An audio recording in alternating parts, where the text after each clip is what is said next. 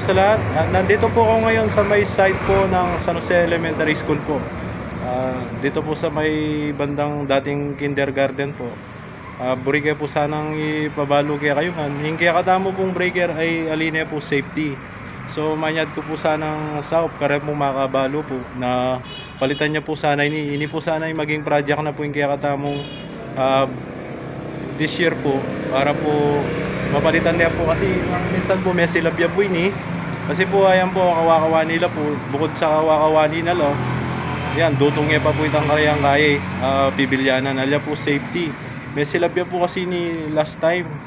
yan ginabang niya po yung kaya yung silab po may bigso niya pong may kayang kaya katamong eskwelahan ayan po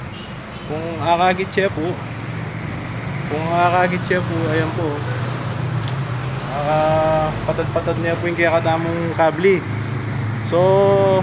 kung naman po yung ating pong bukal puso na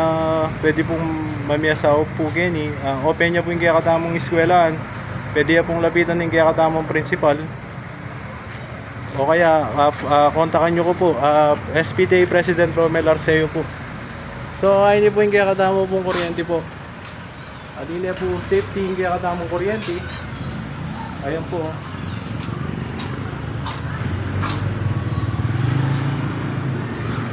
bali po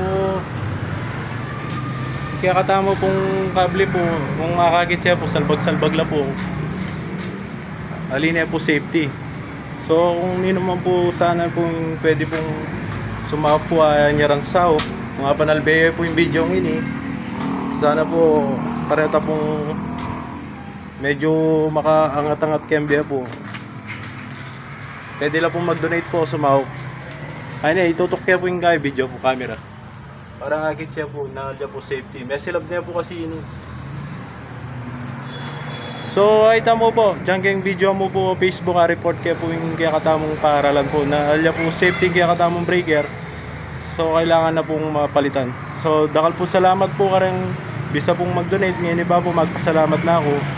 thank you very much po kaya kayo nga mabuhay po kayo salamat po.